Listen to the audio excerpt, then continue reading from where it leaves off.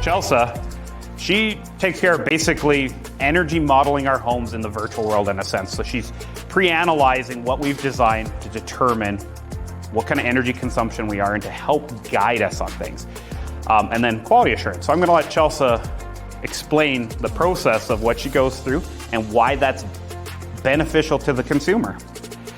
So I just wanted to make a point that Vleeming's homes are being built to future requirements. So a home that is being built today is going to be what's required in 10 years for all new construction. So they're way ahead of the game here when it comes to the whole building envelope, windows, mechanical systems, and air tightness. So that's all the pieces that we put together when we're doing energy modeling. We want to look at the house as a system and the house as a whole in order to better understand how much energy it's using, how much energy it's conserving.